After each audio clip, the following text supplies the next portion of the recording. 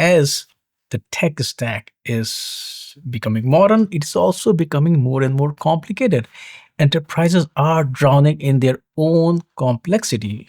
Cloud sprawl, hybrid environment, shadow IT, your attack surface is expanding faster than your security teams can track it. And here is the real problem. Traditional vulnerability scanners cannot keep up with these dynamic environments, leaving blind spots that attackers love to exploit. So, how do you get continuous visibility across your entire attack surface without adding more tools to an already bloated security stack? That's exactly what we are going to find out in this episode of Secure by Design with Chris Wallis, founder and CEO at Intruder. Chris, it's great to have you on the show. Hey, Swap. Yeah, nice to be here. Thanks for having me. It's my pleasure. And there's so much to talk about today. But since, if I'm not wrong, this is the first time you and I are talking to each other. So I would love to know a bit about the company. And since you're the founder, so you're the best person to, first of all, talk a bit about the company, what problem you saw that you felt, because in today's world, we feel that all of the problems have been solved already, that was still not solved, that led to create this company. When was the company created? What problem you're trying to solve there? So Intruder is an exposure management platform that helps teams stop breaches before they start. And we cover everything from external attack surface to web applications, APIs, and now cloud security too. Like I said, we've been doing that for 10 years. We have 3,000 customers. We're based out of London, UK, but our customers are all over the world. And we help customers who are not Fortune 500s, but they struggle against the same threat actors that Fortune 500s do, just with less resources. So Intruder is designed to be simple, proactive, and intelligent to help them to do that. When you talk about exposure, also security, I always say security is kind of cat and mouse game. Security is not a product. It's a process. It's not like, hey, I have done everything else, you're good. No, bad actors are always looking at holes and you have to keep plugging those holes. They have to be right only once. You have to be right 101% time. So it's not that easy.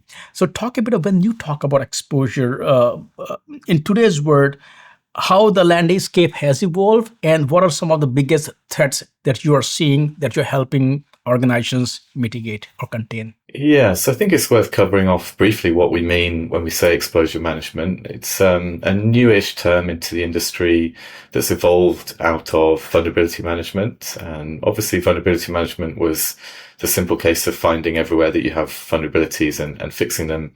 And I think the evolution of the language is because vulnerability management itself ended up being a bit of a game of whack-a-mole, like you say, cat and mouse, fix all your vulnerabilities. Realistically, there's not an organization on the planet that can fix all of their vulnerabilities. So I think exposure management really is about fixing the vulnerabilities that matter. And that's to do with bringing in context around the vulnerabilities themselves. Like, are they exploitable? Are they likely to get exploited? Are they in production systems or test systems? Like, what's the damage if they get exploited? What can they lead to? And that's where I think, even though exposure management and vulnerability management are highly related, I think that's where that term is heading. It's all about helping users to answer the question, what matters? And if I don't fix this, am I going to get breached? And that's the question that Intruder is designed to answer. And so we focus on making sure that when we say it's critical, you need to act fast. And what's really changed on the kind of attacker landscape in the last year or so is attackers are moving faster and faster now. So, years ago, a new vulnerability would come out and you'd have to fix it within a month before you would get hacked. Now that those timelines are coming down to days or hours. So we know that customers need to jump on the latest threats as soon as they emerge. And Intruder is fully designed to support that. So we run proactive emerging threat scans. As soon as there's a new vulnerability, we scan our customers for it and alert them if they're affected. So that really reduces the window of opportunity for an attacker to exploit that vulnerability. And it gives our customers the best chance possible to fix it before they get hacked. And I think that's particularly interesting. What we saw around Christmas this year was the Redis vulnerability, where if anyone had left their Redis databases sitting on the internet, suddenly now you have an exposure, and the exploit dropped on Christmas Day. I don't know if you were following that one, Swap, but it was particularly interesting because Now you have a situation where there's a new exploit for a vulnerability on Christmas Day, and people aren't working. Who's going to rush the fix out? And so Intruder has also a focus on what we call attack surface management, which is highlighting things that shouldn't be facing the internet in the first place. And Redis is one of those things. There's thousands of other services and softwares which companies shouldn't expose to the internet. And Intruder is designed to highlight all of those things to give you preemptive attack surface management, so you can take those things off the internet, and then you're not affected by these exploits dropping. Hopefully not again on Christmas Day, but the ones that drop all the time anyway. Excellent. Thank you so much. Since you mentioned that you folks, based in London, you cater to the global audience. Different organizations, like here in the US, we have NIST. Europe is very far ahead when it comes to security, privacy. Do you folks also work with the customers in regulated industries? The question I am trying to ask here is, do you also work with some of those frameworks that governments have built to ensure cybersecurity, security, or you are focusing more customer to customer? It's a good question. So definitely we find that customers come to us with a wide variety of regulatory requirements, anything from they're wanting to follow NIST, or there's DORA in Europe. There's a framework called Cyber Essentials in the UK, which is being expanded to other countries. In the US, you have HIPAA and a whole bunch of other regulations for either medical or financial institutions. So the range of frameworks and security frameworks we have to work with is very wide. But Intruder covers what I would describe as one of the cornerstones of security. Vulnerability management or exposure management tends to play a part in any cybersecurity regulation or framework that you can find. And so, while we can't solve all of it, Intruder does tend to find, it can help a lot of customers with a wide variety of regulations. Not recently, last year, you folks had incredible growth for enterprise customers. Talk a bit about what changed, what's driving this surge, and what specific pain points are these organizations trying to solve that you are helping them with? Yeah, it's a good question. I think obviously we've come from a background of serving a lot of SMB, smaller customers. We built a platform that was kind of simple, proactive, and intelligent. And what we're finding now is that that's also appealing to larger organizations for a variety of reasons. One of the first is delegation. So security in the past has been a bit of a bottleneck, from running the security tools to distributing the security tools results and coordinating fixes. That creates this team, which is often 2, 3, 4 people with organization size 500 or 2,000. That creates a bottleneck that puts them in the middle and pushing emails with spreadsheets around.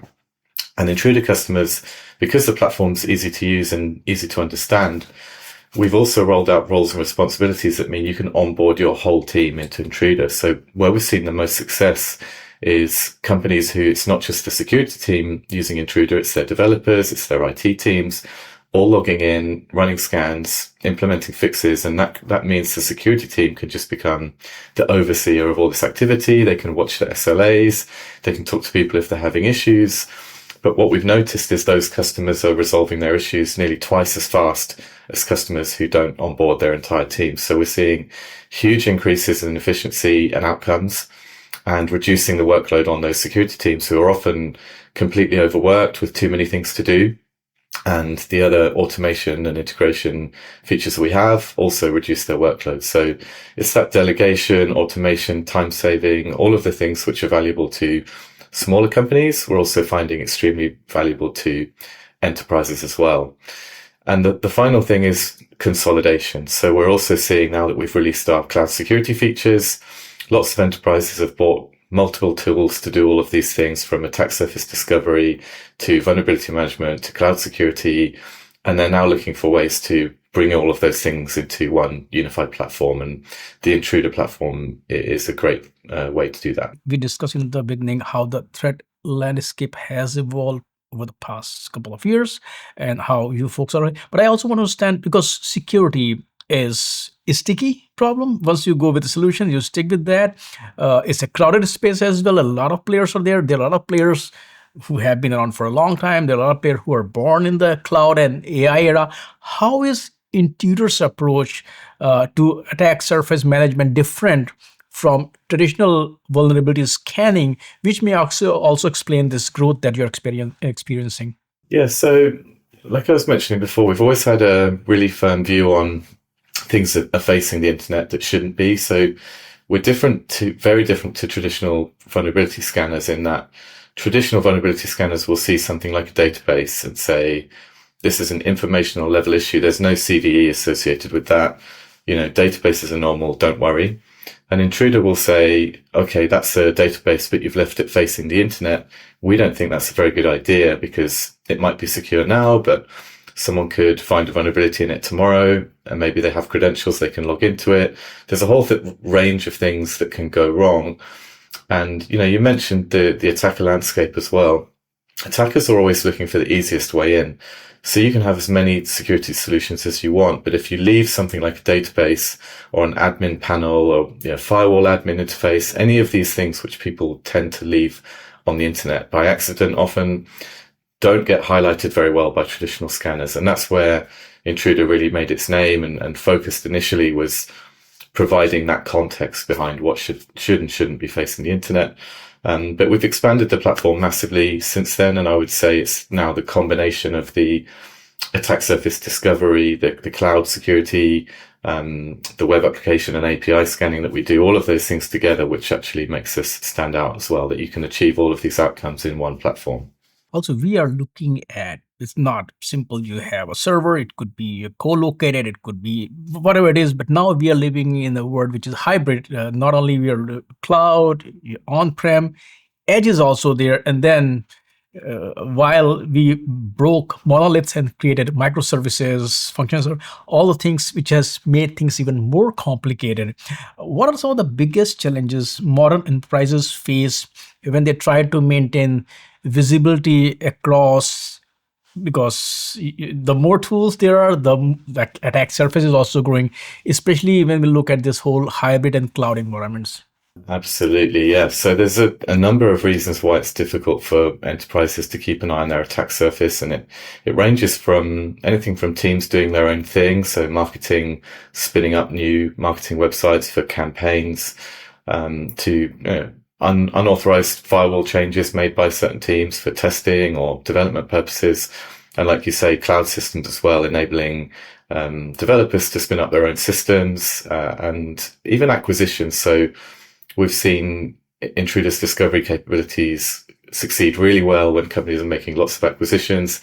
They need to understand what the attack surface of the acquisition looks like. So once they onboard the company, they use Intruder to then go and find out if actually all of those assets of that organization are known or not. And our cloud integrations allow us to see if cloud systems are being spun up, and scan them as soon as they are.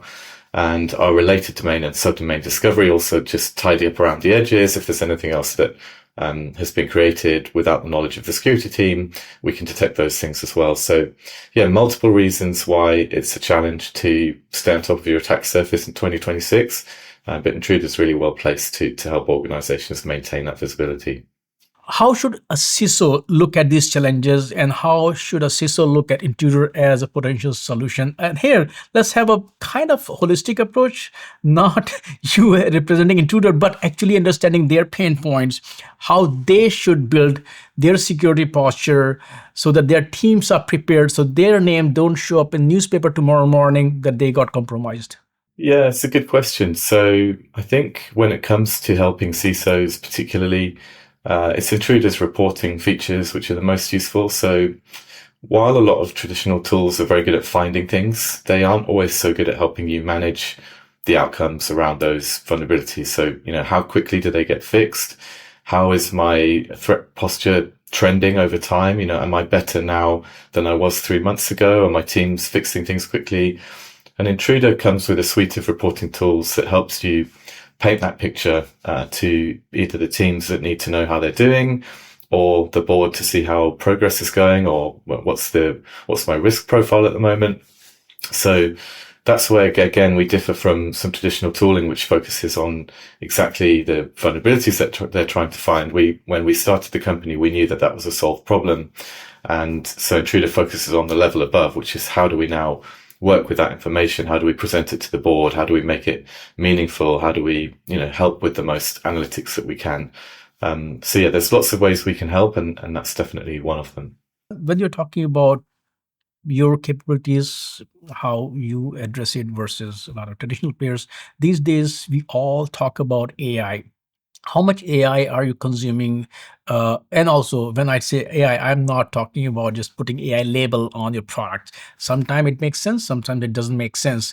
So in your context, what are some of these technologies that you are leveraging to further? Also, when it comes to AI, you can be using AI to make your customers secure. At the same time, you can be also securing AI workloads. So it could be twofold. Yeah, super interesting question. So on the latter, we're not currently focusing on securing AI workloads, but the opportunity to bring AI into our suite of products is quite vast. So you won't be surprised to know that we are investigating almost every possible way that we could bring those in, and we've seen some really amazing results so far. So if I were to give one example, we saw that with given a Terraform script, so this script which helps customers create systems in the cloud, combining that with some vulnerability information we had about the set of vulnerabilities on a bunch of laptops, the AI combined those two things and decided that this vulnerability on one of the developer's laptop was more important than the others because he had access to more systems in the cloud. And that kind of correlation of vulnerabilities with context is something that I think leads to the term exposure management being more than just vulnerability management. It's adding that level of context is really going to help people know what they need to fix and why, and to kind of eliminate those paths in the attack chain. And that's just one way that we're using AI. Another is to do the last mile of investigation. So of course, our scanners find lots of issues. Some of those issues could be better or worse than the scanner realizes, depending on the context. So you can take the output of the scanner and you can run it through an AI to say, hey, is this SQL injection, is it a false positive, or is it actually gaining access to my production system and sensitive details? What kind of details are coming from it? And it's a bit like having a junior analyst on your team, like a junior penetration tester who can go the extra mile with the results.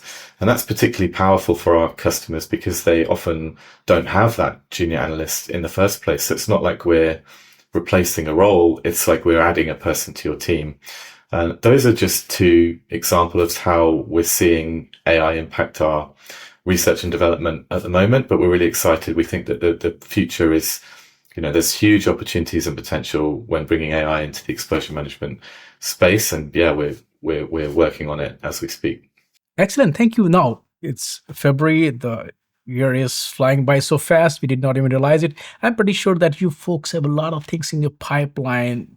Without disclosing anything, just tease us what else to expect from Intruder this year. No surprise, there's a ton of things that we're working on, AI being a big part of that.